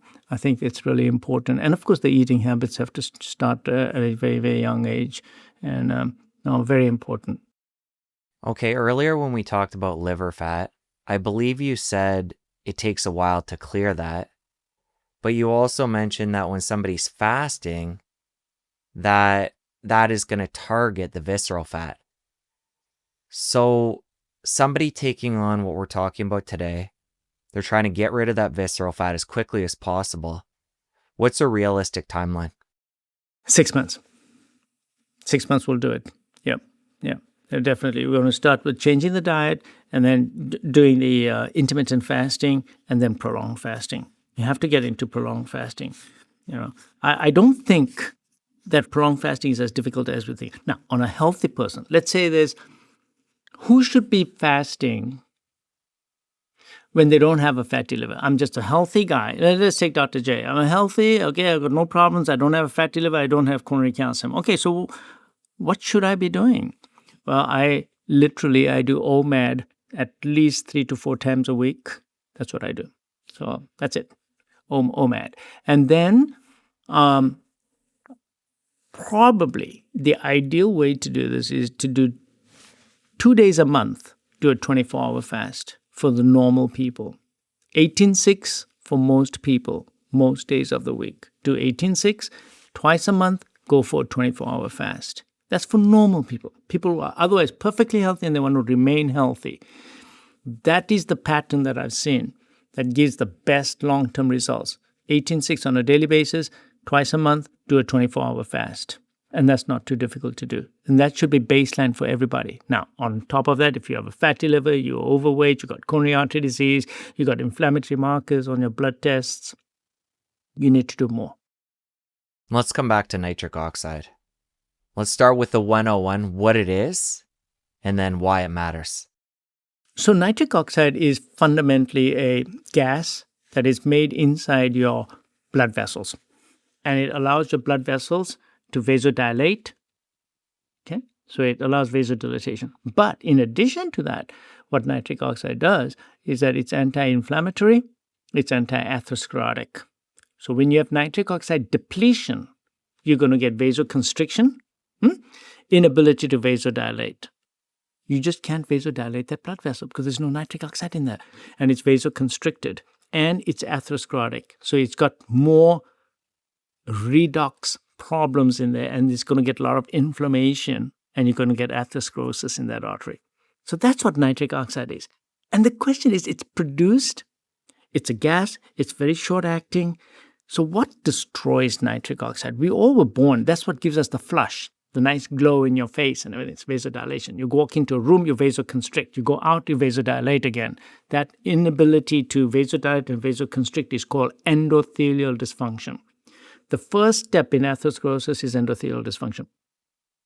And the endothelial dysfunction is because there's a signal produced by your intima, which is the lining of the artery. Now, I told you that there's another layer called the glycocalyx. And when the glycocalyx is destroyed, it stops nitric oxide production in the intima. The nitric oxide is supposed to diffuse into the smooth muscle, which is the next layer, and make it vasodilate. So we have a problem. So stop destroying your glycocalyx. Huge problem, because that's going to drop your nitric oxide levels. So what destroys the glycocalyx is all these reactive oxygen species. Glucose. So glucose, advanced glycation end products, toxins, metals, and lipopolysaccharides, oxidized LDL. All these things carry charge. They have a molecule that's got a charge on it, and that charge goes against that negatively charged glycocalyx. Why is it negatively charged? Because it repels the red cells that are flowing in the vessels. So that's why they don't stick to each other, right? They repel each other. You get rid of that glycocalyx, now that negatively charged red cells are going to bind, and it's going to cause clumping of red cells on the walls. And then you activate the intima as well. So we have a problem. So nitric oxide, if you denude the endothelium, you take out that one single layer, then the muscle is not going to vasodilate. Nitric oxide, so what's destroying nitric oxide? This is a very important one. What's destroying our nitric oxide? Comes down to many things, but the most important one, 90% of the problem, is lipid peroxidation. This is very important. You got to remember this. So it's the lipid peroxidation, the oxidation of your lipids. Why is this so important? Because all your cell membranes are made of fat. So everything, every cell in your body has fat in it. So does the LDL molecule. But every cell membrane is fat. Now along comes a reactive oxygen species of any kind, comes and it attacks one. And I told you that it attacks one, it destroys one lipid moiety in it, and that causes a chain reaction in that cell. So now the entire membrane is dysfunctional. And you know that now the outside of the inside of the cell won't communicate very well. The ion channels get affected. Molecules going in and out get affected. So you get a dysfunctional cell. But the other thing is that when you get this lipid peroxidation that's occurring, they go and they attack the puffers, the omega 6 in the walls of the cells. They attack them. Yeah, sure they do. But in the process, when they're doing that, they start this chain reaction where hundreds and hundreds of damaged lipid particles are being produced, and then you start producing more and more two molecules. One is called the aldehyde, one is called MDA, and the other one is 4-HNE. Now, when you produce these two molecules, they actually cause even more damage. They completely shut down the nitric oxide production, that whole chain.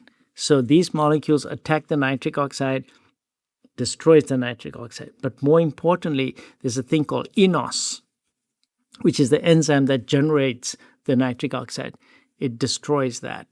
Not only does it do that, but when it breaks that molecule up into more pieces, into two pieces, those pieces cause even more damage. So now they produce more reactive oxygen species.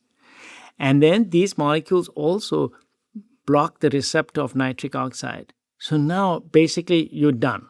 You're not making any nitric oxide inside that particular cell. So if that cell is in your blood lining, now your blood lining, it cannot vasodilate properly. The problem today is we have nitric oxide deficiency mostly because of lipid peroxidation. Lipid peroxidation is occurring, damage to your lipids because of reactive oxygen species. So again, if you back engineer, you need to get rid of the reactive oxygen species. Where are they coming from? They're coming because they are not being destroyed because we don't have reducing capacity and we're making too much reactive oxygen species. Where are we making most of them? In your mitochondria. Which mitochondria? All over the place. But the worst ones are in your liver and in your gut. See? So reverse engineer it. Where are the mitochondria most dysfunctional today? And producing lots of reactive oxygen species. They're starting in the gut and the liver. Then they're going to cause all the other mitochondria to also dysfunction. When your mitochondria in your brain doesn't work too good, you get mental fog. When your mitochondria in your coronaries don't work very well, then you're going to get vasoconstriction. When your mitochondria in your heart muscle doesn't work very well, you get diastolic dysfunction. That's CHF. Oh yeah, I got CHF with normal ejection fraction. That's just an energy problem. That's because your myocytes don't have enough energy to vasodilate because of mitochondrial dysfunction. So mitochondrial dysfunction will start occurring, and the phenotype of mitochondrial dysfunction will depend on which organ it's affecting. But coming back to the nitric oxide, so the nitric oxide deficiency that we are now seeing these days, it's a huge problem mostly because of the lipid peroxidation. If you have too much omega-6 in your cell membranes, because they have a double bond, they are prone to oxidation. That is why I like omega-3. That is why I'm also not against saturated fat, because saturated fat does not have that double bond and it's not going to undergo oxidative stress. But when you have excessive omega-6 from seed oils, that is why you'll see in all my talks, I talk about omega-6 from seed oils. You need to get rid of seed oils. They're industrial. They are made in a power plant that actually looks like it's in Saudi Arabia somewhere. It looks so amazing. And it's making something you're going to eat. I'm not eating anything out of that plant. So they are all made in industrial plants. They're full of hexane. They're full of other chemicals that decolorizes them and deodorizes them, and they're all omega-6. And we don't need that much omega-6. Our omega-6 is supposed to be a small part of our caloric intake today. In some of our parts of our country, 40%, 30% of our calories are coming from omega-6 oils. They're very inflammatory. They're very prone. So you see, they're very prone to oxidation. So you're making reactive oxygen species. Now you got a fat in your cells that is so susceptible to oxidative stress. You're basically becoming rancid. So if you eat vegetable seed oils, you are becoming rancid. Then you're wondering why you're sick. Because once your lipid membranes become oxidized, your entire cellular machinery is not going to work very well. So I already told you about nitric oxide, lipid peroxidation affecting your entire cellular membranes. And this will cause a huge problem. Now, there are ways that we actually detect this, that this is happening in your body. There are blood tests. Like, for example, this thing that I order, ADMA levels, right? It's part of my advanced lipid panel. If it's high, I know your nitric oxide production's shot. So I back engineer and I see that, yep, it's because you're eating too much vegetable seed oils. And let's try to restore some of this cellular function. I'm going to give you things that are going to make your cell membranes less susceptible to lipid oxidation. So I'm going to give you some supplements, and then I'm going to turn over your fats quickly. Now, the trouble with omega-6, when they are in your cell walls, they can stay in there for 6 months, 9 months. So those changes don't occur very quickly. They can take a long time to turn over. That's why patients sometimes come to me and they say that, oh, but look at this, my omega-6 level is still high, but I stopped eating vegetable seed oils. Well, it can take 6 months or a year to change. And in the meantime, I give them lots of omega-3. So why am I giving them so much omega-3? Because ultimately, it's not the omega-6 absolute level. It's the ratio, because they all, omega-3 and omega-6 fight for the same substrate. So give them more omega-3, they're going to get there's going to be competition, and then omega-3 is less susceptible to oxidation. So that's how I deal with the omega-6s. But yeah, it's omega-6. So fats are important. So there's no doubt fats are important. Fats are important, but not for the reasons that we've been taught.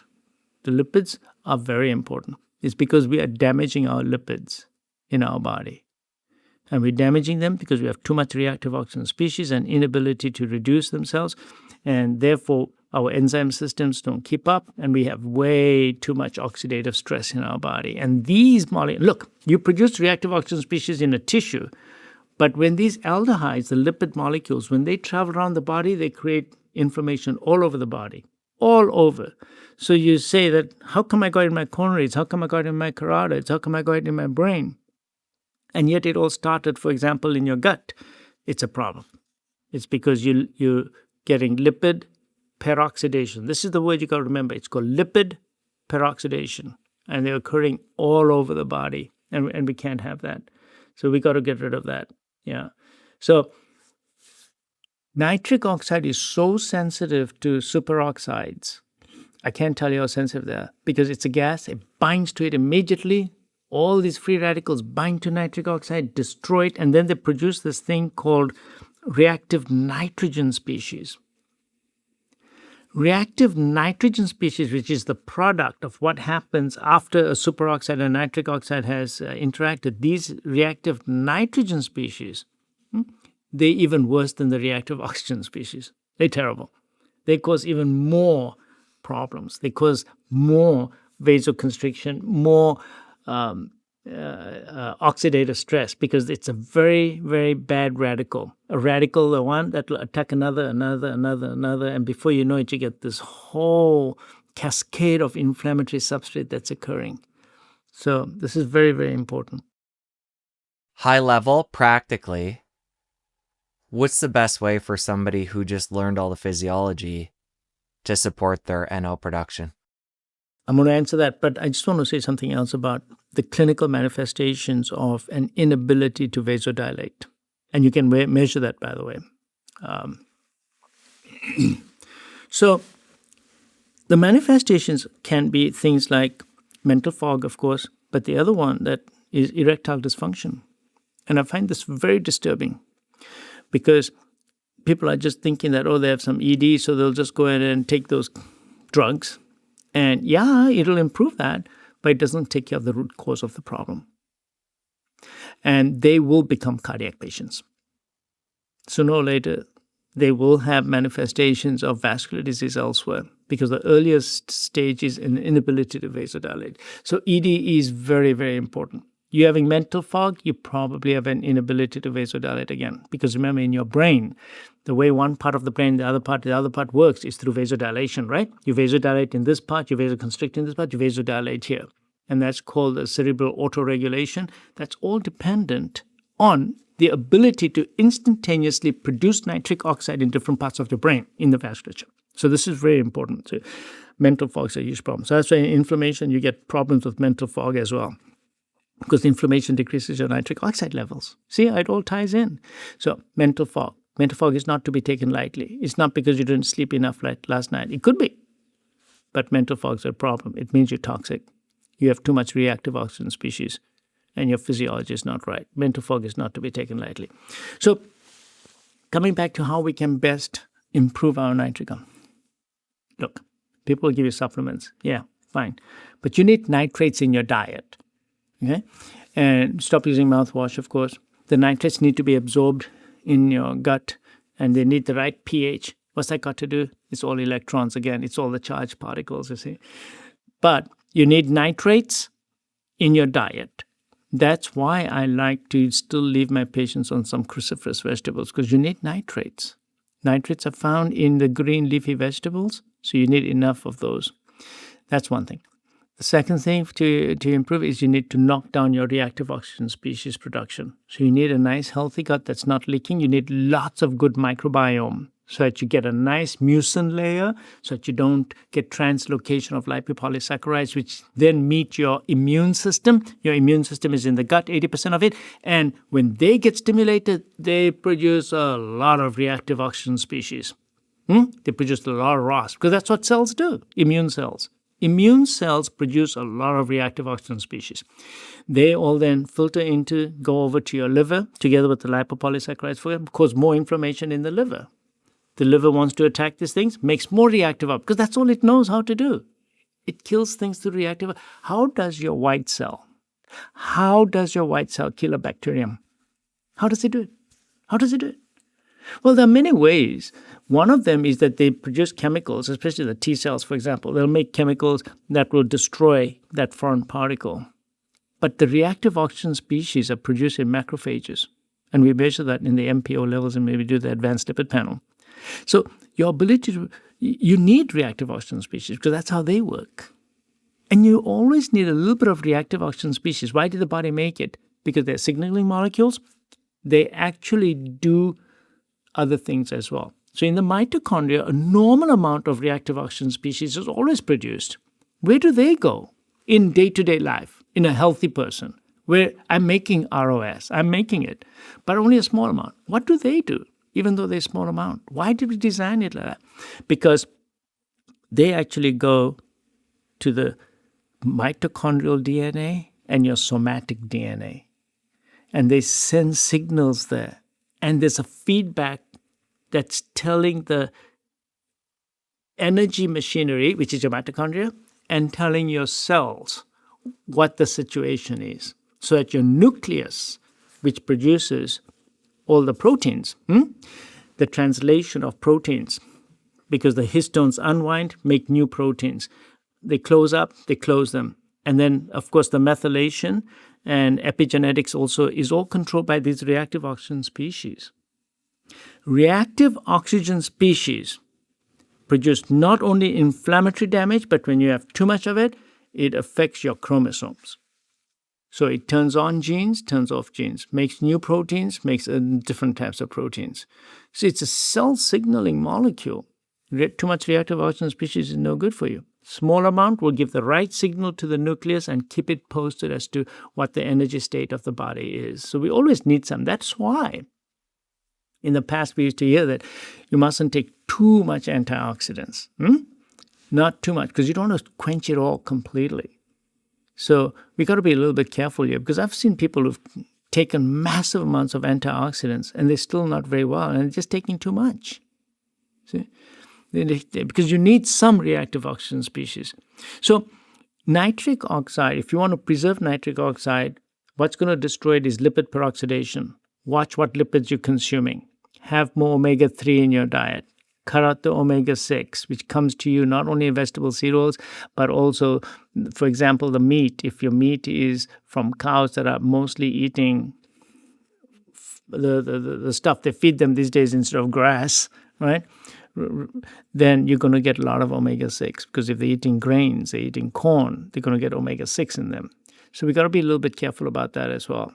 So less omega-6, more omega-3, and then eating foods with lots of phytonutrients in it, a lot of polyphenols, because they're going to turn on your endogenous NRF2, which is going to be it knows what to do. It has its own feedback mechanisms. So it'll give you just the right amount of anti-inflammatory activity.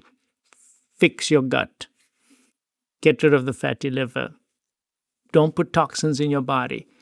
Get rid of toxins in your entire life. That means stop putting unnecessary creams on your body, unnecessary shampoo, unnecessary makeup, unnecessary underarm deodorant that contains toxins in it, such as aluminum, because these are all xenobiotics.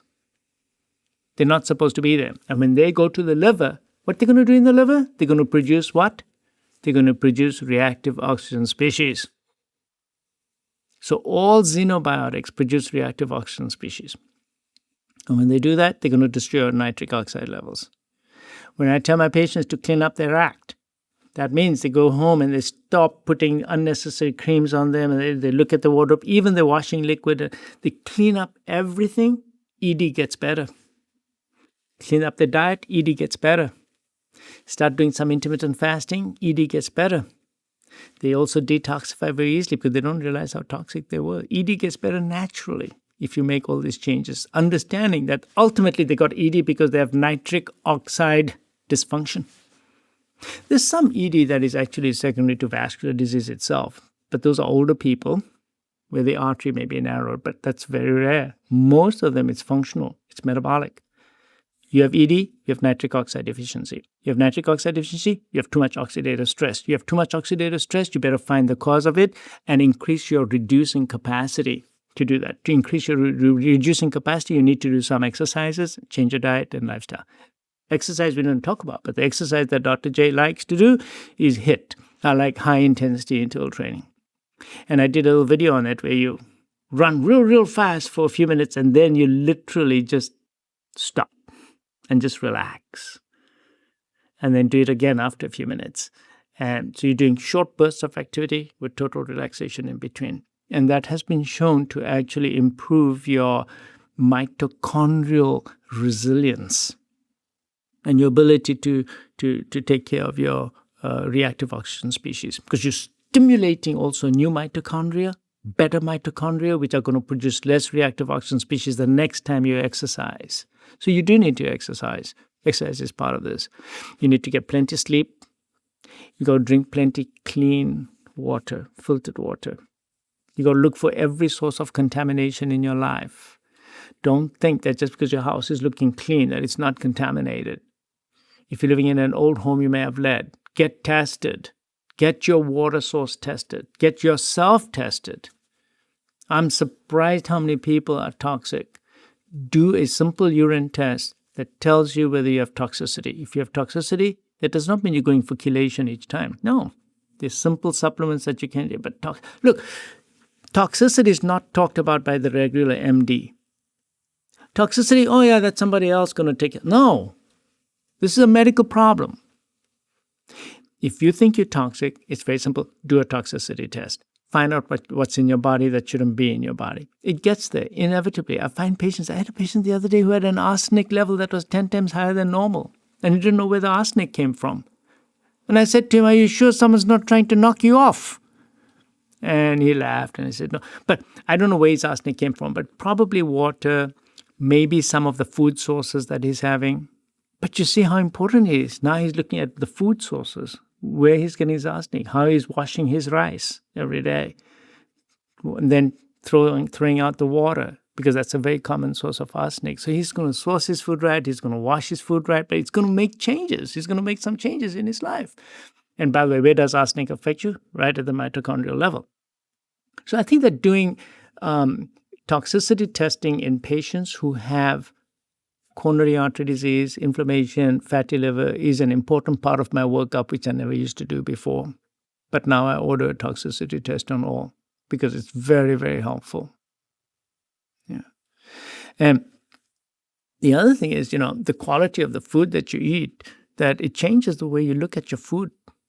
Because I know that 20 to 25% of spices have mold in them.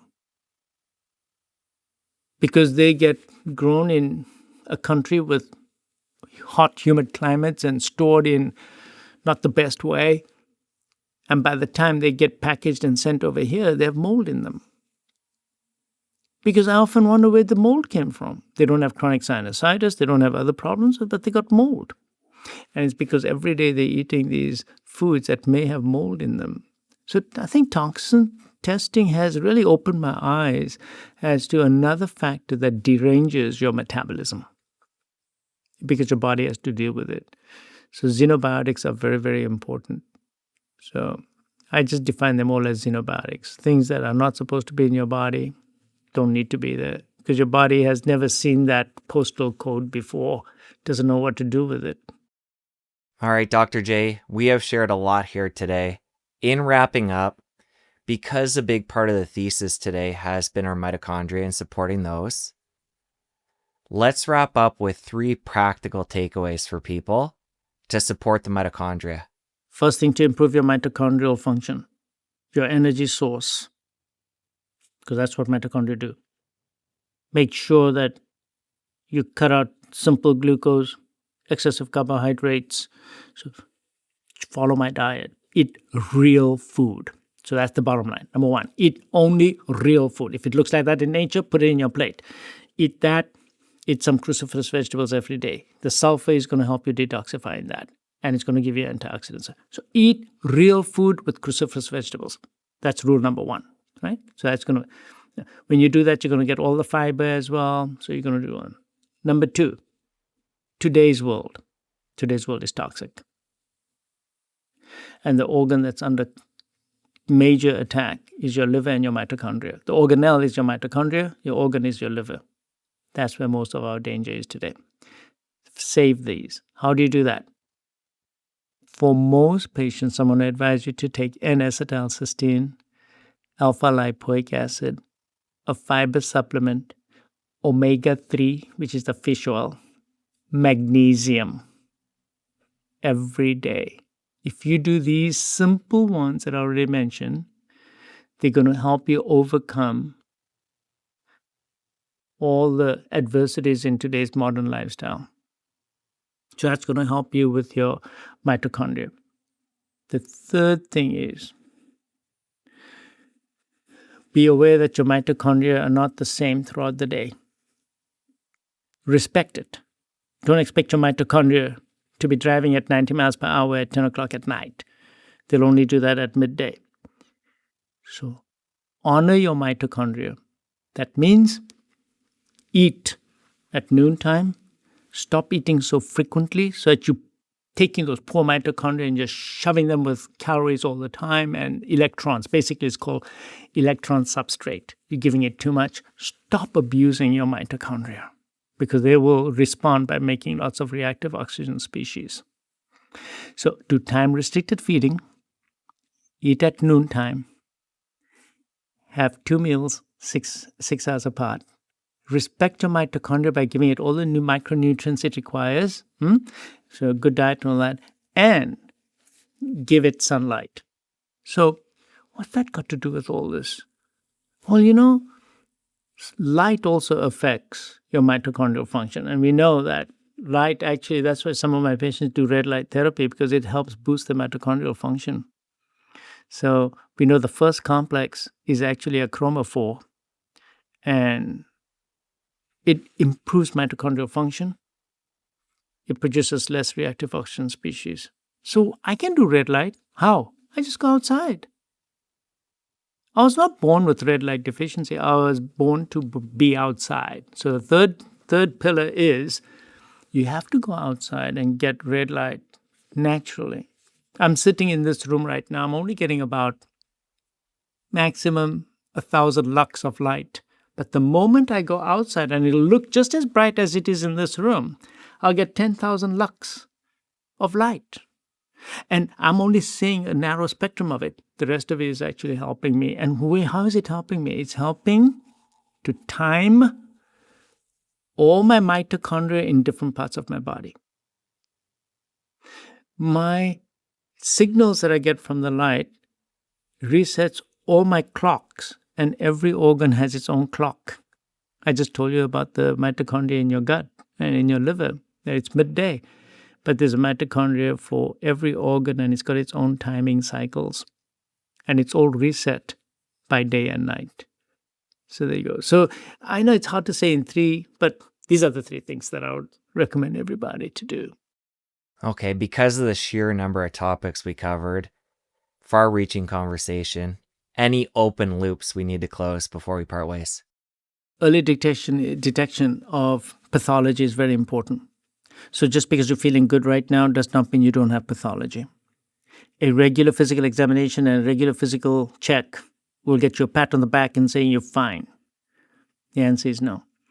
It starts early. Everybody by the age of 40 needs to start getting tested. At the very least, you should do the special test. It's called the Advanced Lipid Panel. That goes beyond just your regular lipids. It looks at all the inflammatory markers in your body. I mentioned them already. LP plaque 2, MPO, ferritin levels, oxidized LDL, small dense LDL. You can actually measure your malondialdehyde levels. You can't measure your 4-HNE levels, but you can measure your isoprostanes, which will tell you whether you got lipid oxidation going on or not. These fundamental, and CRP, of course, need to be done as a prevention model in everybody, because just because you're feeling fine is fine, because the next time you're going to feel something, you'll be already far deep into disease. Don't wait that long. So the only parting thing I'll say that prevention starts early, especially in today's day and age. So you must start early. When you turn 50, you should get a coronary calcium score. You have to do that.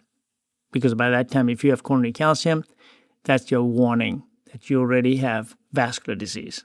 You are as old as your vasculature, and you're going to die because of your vasculature. Take care of your vasculature. So you need a coronary calcium score when you turn 50, and that applies to everybody. If you're getting ED, you already have vascular disease. I already mentioned that. In fact, if you get ED, that's a very early sign, an opportunity to take care of it. You got to go do it now. So don't ignore things. Just because you're feeling fine doesn't mean anything. And pay attention to the diet that I mentioned. Invest in your health now. You'll have lots of it later on. Don't invest in your health when you turn 65 and retire. It's too late. It's too late. The damage is done. Start early. Start when you're in the 40s. All right, Dr. J, good place to end it. This was another great conversation. I really appreciate it. We covered a lot of new ground. We're going to link up your YouTube channel, your website, everything in the show notes. Thank you again, Doc. No, thank you. Thank you. It's my pleasure. Thank you. Thank you for watching. Stick around here for this other great interview. You don't want to miss it. I'll see you over there. High blood glucose is one part of the problem. High insulin levels is a bigger part of the problem. High glucose causes swelling, microvessel damage, blindness, but high insulin clogs up the cells.